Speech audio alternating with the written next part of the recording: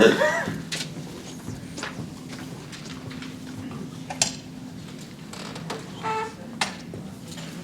you know, this is it.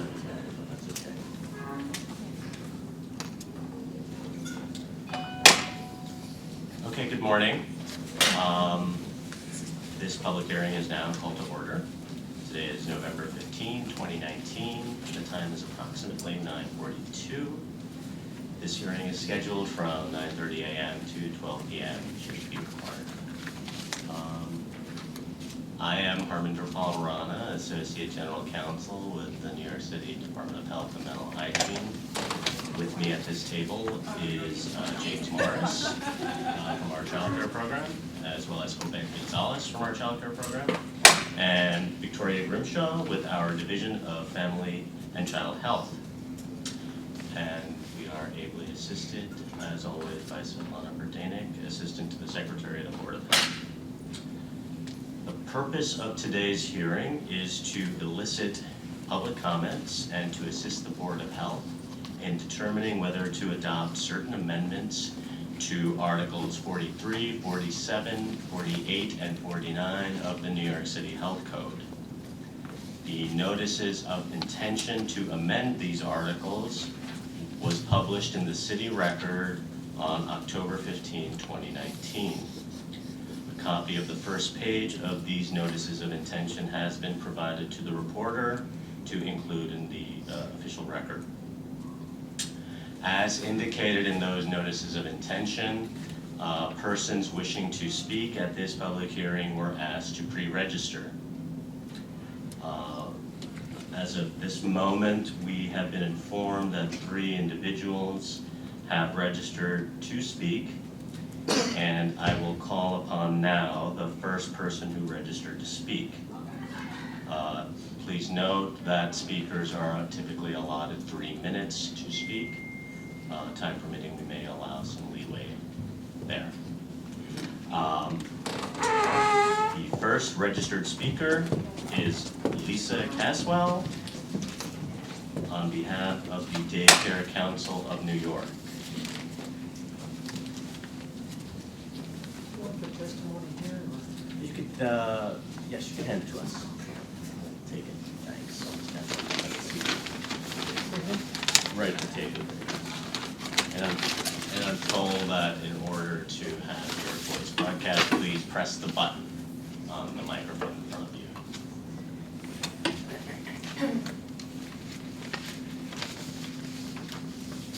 Good morning. Stand up. You're gonna hold it. You have to keep holding it Yeah. Yes, of course. the whole time?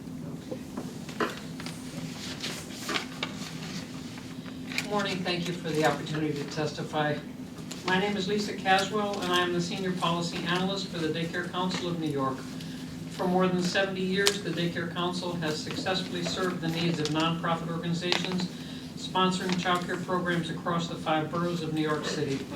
Currently, we have 91 members who operate more than 200 publicly funded early childhood education programs under contract with the Department of Education. I'm sorry to have to read this, but I want to get through it quickly. We are the lead agency for the state-funded child care resource and referral system, which serves both parents and providers in all 5 boroughs. We are also responsible for negotiating collective bargaining agreements on behalf of our member agencies with the 2 unions that represent the child care workforce, District Council 37, and the Council of School Supervisors and Administrators, CSA. My comments today are focused on the matter of lead paint remediation as specified in section 47.63 of the proposed amendments to DOHMH Article 47. The only change we would suggest is the inclusion of an additional 24 days for compliance, bringing Article 47 into full alignment with the New York City Local Law 2019-064. Daycare Council members operate a total of 65 child care programs in New York City Housing Authority facilities.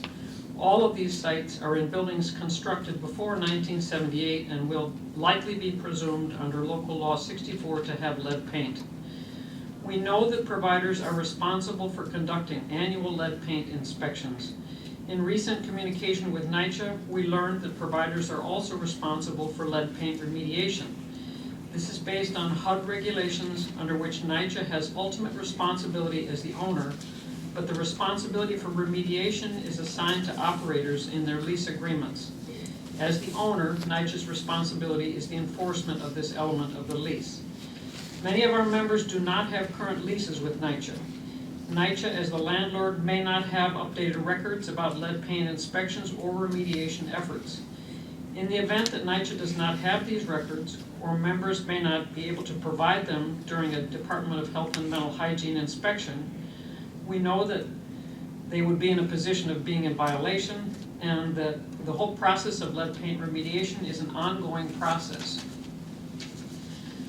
We expect that they'd be subject to remediation orders and fines under the proposed rule, or even potential closure. Many of our members have been using their own funds to make these expensive repairs rather than close. They also pay fines with their own revenue. This is because their publicly funded child care contracts do not include funds for such structural repairs. However, not all of our members have other sources of private revenue to pay for these repairs. In either case, we are concerned about the financial hardship and potential closures that will occur if these nonprofits do not receive financial assistance. We will continue to advocate for additional funding in our members' contracts with the Department of Education, and we would appreciate any support DOHMH can provide for these efforts. Apart from advocating for additional funding, we recently met with NYCHA Chairman Gregory Russ and representatives from the Mayor's Office and the Department of Education. It was a very productive meeting, and we welcome further discussions on how to support NYCHA-based providers as they comply with their legal obligations, protect the children they serve, and avoid unnecessary fines or closures. In the interim, we ask that any enforcement actions or orders take into account the financial hardship to nonprofit providers and potential loss of critical child care services to children and working families if centers are closed due to a lack of funding to undertake such remediation efforts. Thank you for your consideration and the opportunity to testify today. We also have our legal counsel here with us, Nilesh Patel, if you have any specific questions related to what I've stated. And this is a really big issue, and we know that you have your obligations and we respect them. And there's work that's going to happen under Chair Russ, we hope, but that's why we need time at a bare minimum. Thank you. Okay, thank you, Ms. Caswell.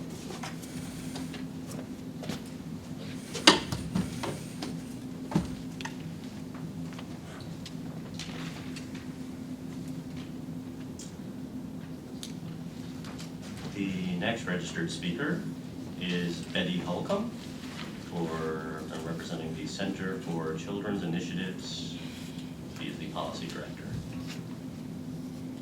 Ms. Holcomb.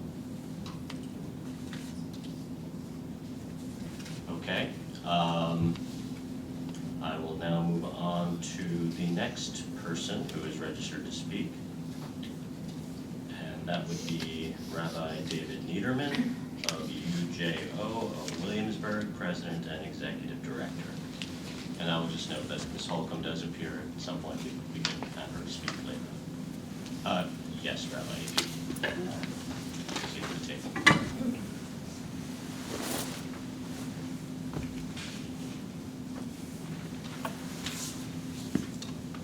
Good morning. My name is Rabbi David Niederman.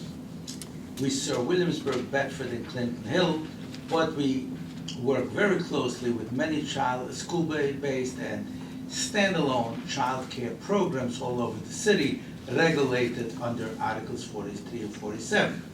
After consultation with them, I am submitting the following comments.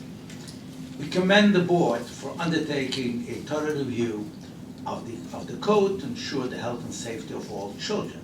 We also want to thank you for updating the Article 47 group sizes so to align it with the Head Start standards.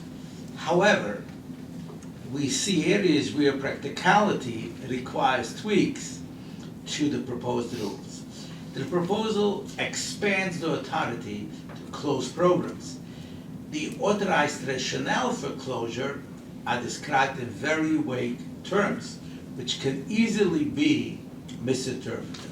More measurable standards should be used. Let us please understand that daycare closures disrupt care for children and work schedules for their parents, which can lead to loss of jobs. Also, the decision should be made by senior personnel, with no offense, but above the inspector level, after their visit and independent confirmation of immediate hazard. Furthermore, the use of the word immediately 10 times throughout both Article 47 and 43 and 47 is extremely troublesome. It reads, programs can be shut down immediately. Immunization forms have to be provided immediately. A copy of a notice and proof of the date of a notification of a lead survey has to be provided immediately.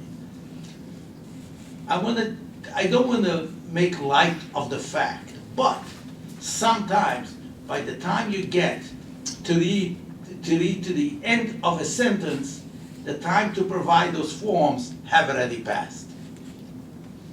We believe that should be replaced with standards that measure and can be made sense. To force daycare staff to drop everything they do to comply with records requests on a moment's notice is unreasonable and is not justified. We believe that 4 operational hours would be a reasonable time frame. Next, these regulations include matters that are under the purview of other agencies. Section 43.16, regulating disposable containers, is regulated by the sanitation department. Section 43.22 is already regulated by the fire department. Having 2 agencies interpreting and enforcing the same rules is a recipe for confusion and sometimes a disaster. Finally, there are new and more extensive training requirements.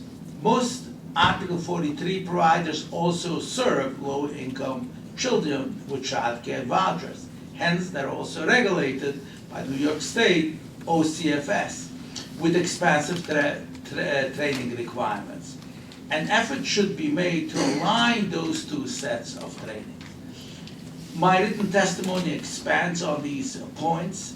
I thank you again for looking at the law, trying to make it safer for all of our children. At the same time, I respectfully request that you please take these comments with all due seriousness.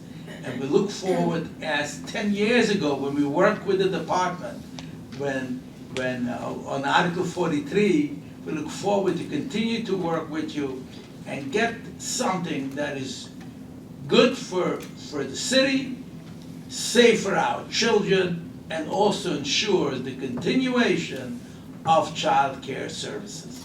Thank you. Thank you, Rabbi.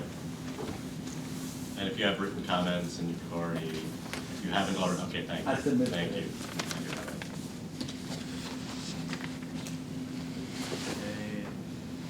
And as I indicated, I will call again Betty Holcomb for the Center for Children's Initiatives, the Policy Director. Okay, it appears Ms. Holcomb is not with us today. As I indicated, persons were asked to pre-register to speak. In the event that certain individuals have appeared today who would like to speak, I would ask that they register outside with our staff in order to speak, should you wish to. In the event that there are no other individuals wishing to speak at the moment, I am going to adjourn this public hearing to approximately 11:55 or so. Again, in the event that anyone does wish to speak, we ask that they register with our staff. In the event that individuals appear during now and when we re-adjourn at 11:55, we will convene at that time. I thank you.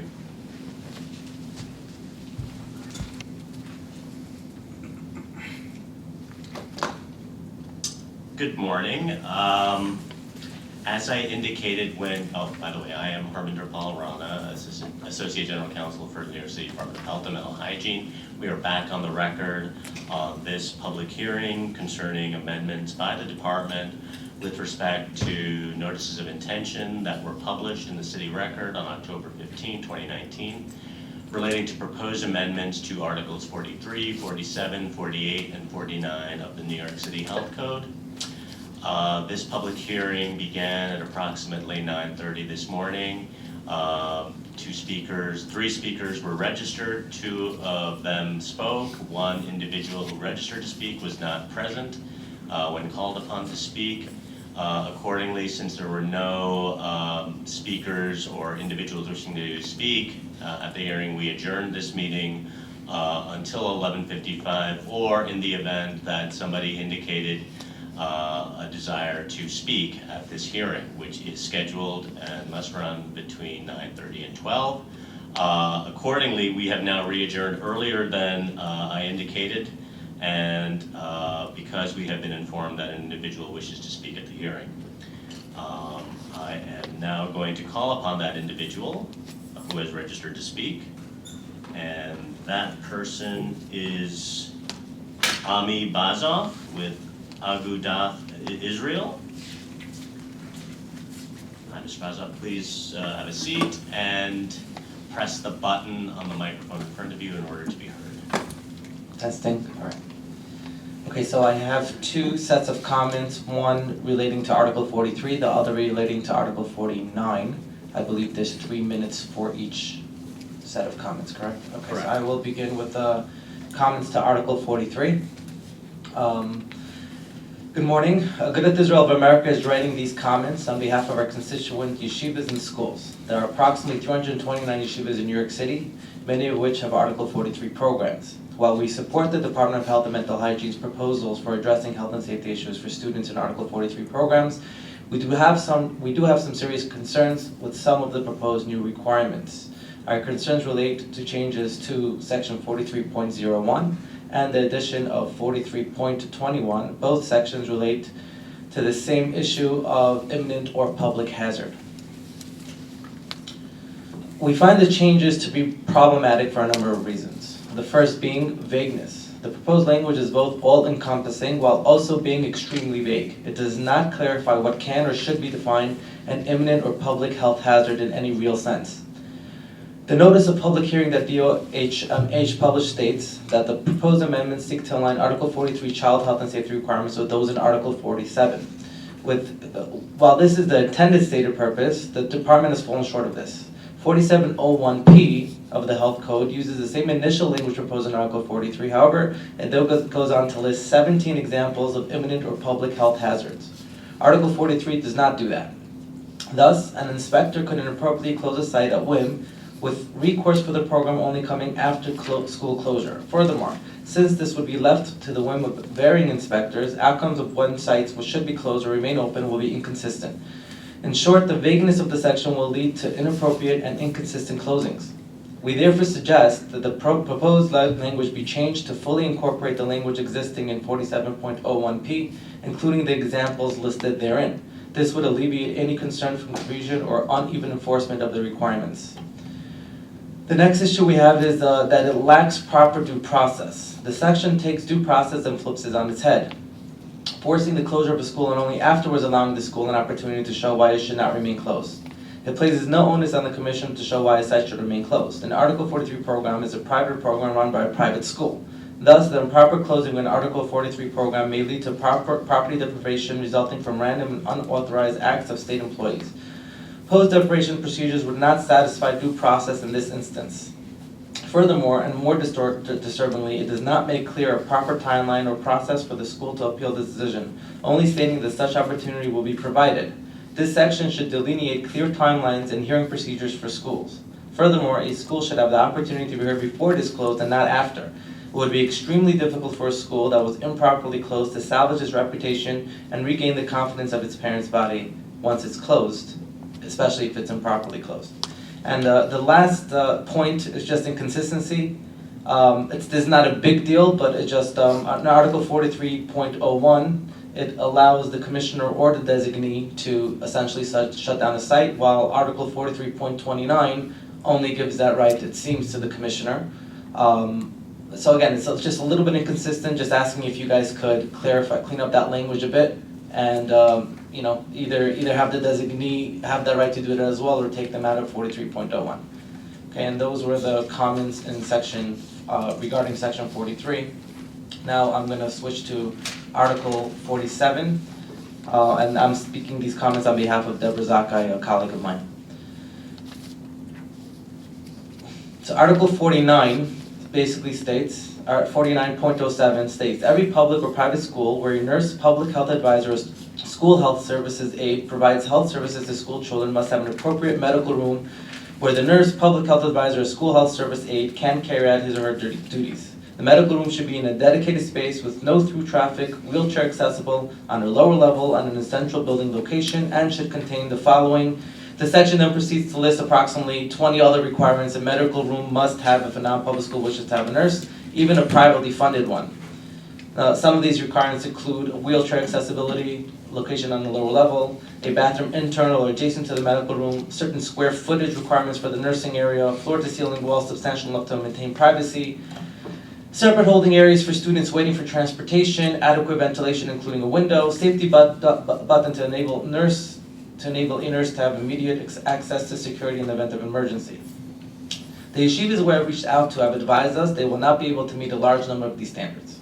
Many of our schools simply don't have this physical space to meet the proposed minimal footage requirements. Even if they would have space, renovating the building to provide for a medical room that meets the facility requirements will necessitate significant expenditures by the schools, costs that will need to be made out of pocket and will not be reimbursed by government. These costs could run into tens of thousands of dollars that schools simply don't have. Our schools do not receive building aid that public schools receive, should they need to make renovations. Additionally, acquiring the necessary equipment, such as a refrigerator, exam table, medical, and other cabinets, will also necessitate an outlay of school funds. Even if the room were large enough to accommodate all the necessary equipment, requiring the purchase of these items essentially creates an unfunded mandate. For all practical purposes, if these regulations are adopted, many of our schools will not be able to provide nursing services they have in the past. The bottom line is that students will be left without a medical professional in their building, leading to the diminishment of health and safety services to non-public school students in our city. For the reasons stated above, we respectfully ask that you reconsider these proposed regulations. We will be happy to meet with you to discuss these issues in greater detail as well as any other proposed changes to the health code. So I just want to summarize, do I have some time left? Sure. Okay, I just want to summarize at least the second point, the nursing station, which we really are bothered by. Essentially, schools would have nurses, a lot of them privately funded nurses, a lot of them are small, a lot of those schools are literally smaller schools on a very tight budget. We find very problematic the square footage, 200 square feet, which doesn't sound like a lot, but for a school that is a lot, and then you have another 80 square feet of waiting area. It's not clear what that waiting area means. Could that be in the secretary's office? Does that mean an area blocked off from anybody else? Just a lot of the schools are on higher floors themselves, so what does that mean? Does the school now have to totally relocate? The problem is that while we appreciate that the DOH is trying to really make sure that the schools have proper medical rooms, all that's going to happen is schools are not going to be able to have nurses. It's that simple. A lot of schools are just getting by in a very, very tight budget. To have a nurse is something that many of them are spending their own funds on, and now to say, well, you can't have a nurse unless you put thousands of dollars into renovation, or if you simply just don't have the space, you can't have a nurse. I don't see how that's helping kids. I think they're just hurting kids.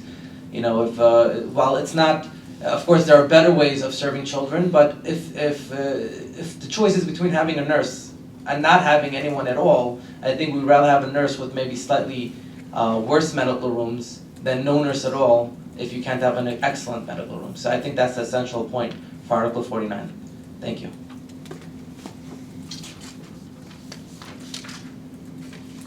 Okay, thank you, Mr. Bezza. And if you have any written comments or testimony, you can provide that to us. I gave her copies, but I only That's- gave her one of each. Should I have a few of them though? Should I just send it to her? No, if you've already given the court reporter, the room reporter, your comments, then that's fine. You can also leave it with Ms. Burdanik outside. Thank you. Okay, thank you, Mr. Reza.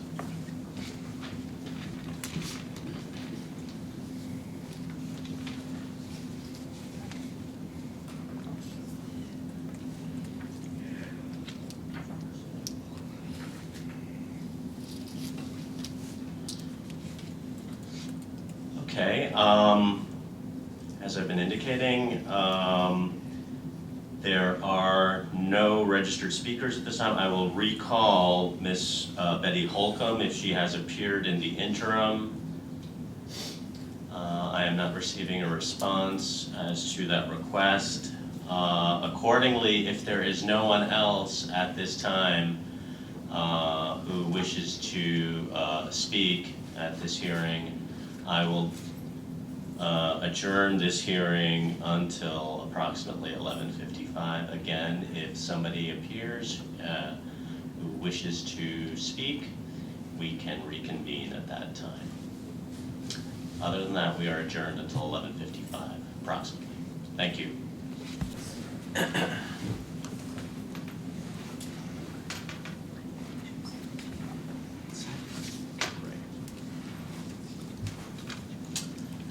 Good morning and good afternoon. I am Harvinder Paul-Ranas, Associate General Counsel with the New York City Department of Health and Mental Hygiene. And with me are Obed Gonzalez and James Morris of our Child Care Bureau and Victoria Grimshaw of our Family and Child Health Division. As we opened this meeting this morning at 9:30, the scheduled time for this hearing was from 9:30 to 12.